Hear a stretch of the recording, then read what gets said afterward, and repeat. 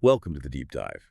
Today, we're looking into a life that really shows how one person can make a huge impact. We're talking literature, education, social activism, all wrapped up in one individual. Exactly. We're diving into the life of M.K. Sanu, a giant in Malayalam literature and thought. His passing recently on August 2nd, 2025 at 97, it's definitely the end of an era. It is. But his influence, that's far from over.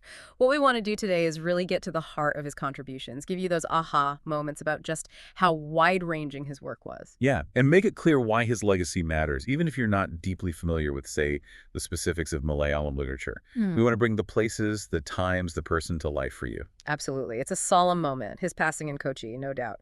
But we're really here to celebrate the incredible life he lived, almost a century dedicated to thinking, writing, teaching, fighting for others. It's quite a story, and it seems like it all started quite early, with a particular philosophy really shaping him. It really did. Let's start at the beginning. Yeah. He was born October 27th, 1927.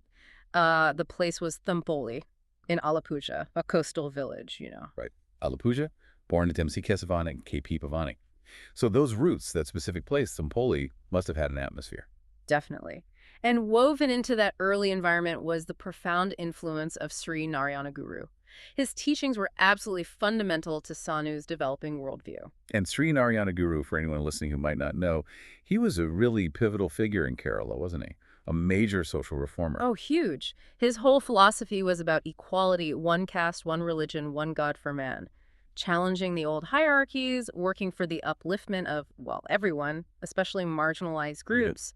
So when we talk about Sanu's lifelong commitment to social justice, to the underprivileged, Yeah. you can trace it right back to absorbing Guru's message. You absolutely can. It wasn't just an intellectual thing for Sanu. It seems it deeply resonated with his sense of fairness and humanity from a young age. It provided a kind of moral compass. What specific parts of Guru's philosophy do you think really clicked with him? Well, it seems it was the emphasis on self-improvement alongside social action.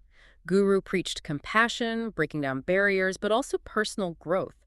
For Sanu, this meant literature and social reform weren't separate things. Ah, okay. So literature wasn't just art for art's sake. Not for him, no. It was a tool. A way to raise consciousness, to explore the human condition, maybe even to push society forward, much like Guru used spiritual teachings to tackle social issues. That philosophy really became a guiding thread through his whole life. Fascinating. And that thread runs straight into his professional life, particularly his career as a teacher. He sounds like he was quite the legend in the classroom. He really was. Started as a lecturer at Sree Narayana College in Kollam, then moved to the very well-regarded Maharaja's College in Ernakulam. Taught there until he retired in 1983. Maharaja's College in Ernakulam. That's a big name. What was it like being in his class? People talk about him being inspirational. From all accounts, yes. He apparently had this amazing way of making literature just come alive. Not just dry analysis, but, connecting it to life, sparking real thought. So passionate lectures, maybe some humor? It definitely sounds like it. That analogy people mention comparing literature to a garden where every word blooms with meaning. That gives you a sense of it, doesn't it? Engaging, evocative. It really does. He wasn't just presenting facts. He was inviting students to explore, to find their own meaning. Exactly. And the proof is in the pudding, right? Many of his students went on to become quite notable themselves. He clearly lit a fire in them, pushed them to think critically. And then, alongside this incredible teaching career, he was building this monumental literary career himself. Oh, absolutely. It wasn't an either-or thing. He was deeply involved in both. We're talking over 70 books. 70. That number is just staggering. Yeah. And the range. Yeah. You mentioned criticism, children's books, travelogues, biographies, essays. He covered so much ground. These weren't just academic works locked away in libraries. They felt more like bridges, connecting readers to these big literary figures, but also connecting literature to what was happening in society. Let's talk about his criticism for a moment. What made his approach stand out? People often called it creative criticism, which is interesting, right? It suggests he wasn't just dissecting texts. More like illuminating them. Exactly. He'd dive deep into the author's world, their context, their emotions, almost creating a parallel narrative alongside the work he was discussing. He brought fresh eyes to classics, made contemporary writers more understandable. So fostering a kind of empathetic connection with the literature. Yes, very much so. A deeply humanistic approach. It reflected that belief that literature is fundamentally about understanding ourselves and each other.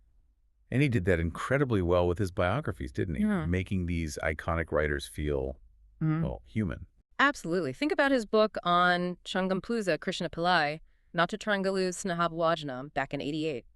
Or the one on Vaikom Muhammad Bashir, Akantha Vitayalavatuthan in 2007.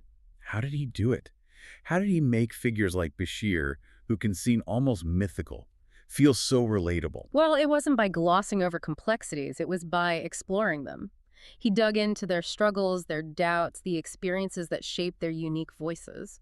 With Bashir, for instance, he explored that sense of solitude, that unconventional wisdom. So connecting the life experiences to the literary output, showing the why behind the words. Precisely. He showed how Bashir's wanderings, his observations of ordinary people, how all that fed directly into his satire and his compassion. It let readers connect on a much deeper level, not just admiring the icon, but understanding the person. And we get a sense of his own journey in his autobiography, Karmagathi, from 2010. We do. It's apparently quite revealing. A look into his own thoughts, his intellectual path, the values that drove him. Right. And I love that little anecdote about his writing process. Ah, yes. Comparing writing to cooking a feast for the mind, with a pinch of spice for every reader. It just captures something, doesn't it? That mix of serious craft and, well, a bit of playful spark. It really does. That blend of depth and accessibility seems key to understanding him. And it perhaps explains his brief venture into politics, too. It wasn't really a career change, was it?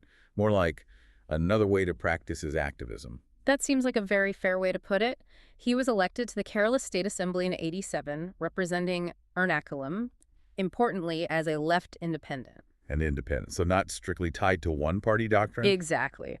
Which likely gave him a bit more freedom to focus on the issues he cared about, particularly advocating for the underprivileged, echoing that early influence from Sree Narayana Guru. So using the political platform as an extension of his social mission. Pretty much. And reports suggest his time there, though not long, was really marked by trying to build bridges, work across party lines, engage with lots of different groups. It reflected his core belief in finding common ground for progress. Consistent with his character, it seems. Always focused on the bigger picture, the human element. Right. Always grounding things in ethics and the well-being of society. And all this work, the teaching, the writing, the advocacy, was definitely recognized. He received some major awards. Oh, yes. A whole host of them. The National Sahitya Akademi Award, which is a huge deal nationally. The Kerala Sahitya Akademi Award, too. And the Ezhuthachan Award. That's the highest literary honor in Kerala, isn't it? It is. He received it in 2013, presented by the chief minister at the time, Uman Shandy. Came with a citation, and Harhes 1.5 lakh. It really solidified his place as a literary giant. Wow. Any others that stand out? Well, there was the Vayalar Award, the Padma Prabha Award in 2011, an award for children's literature. And the list goes on. It really shows the breadth of his impact, across different facets of literature and culture. It's an incredible list, a real testament to a life dedicated to words and ideas.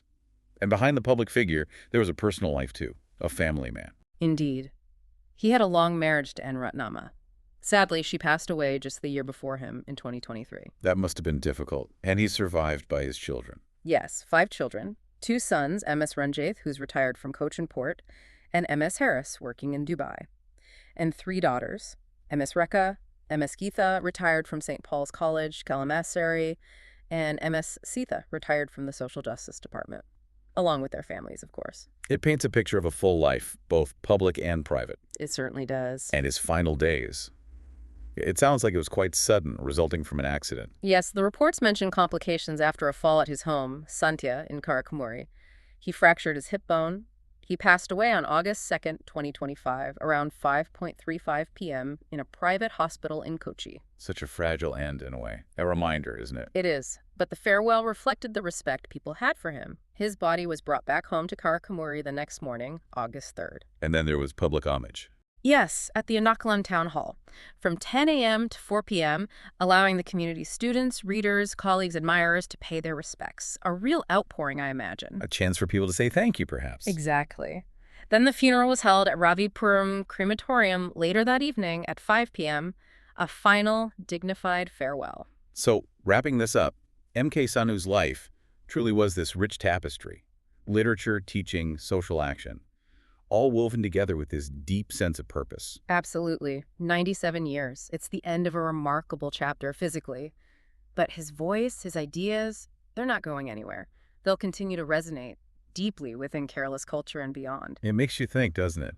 His life spanning nearly a century of active engagement. It really does. It poses a question for all of us, perhaps. You see someone like M.K. Sanu, committed, curious, engaging with the world right into his late 90s. It shows how one person's sustained passion can genuinely shape things, inspire people across generations. Age really wasn't a barrier to his intellectual vitality or his social conscience? Not at all. So maybe the thought to leave with is this.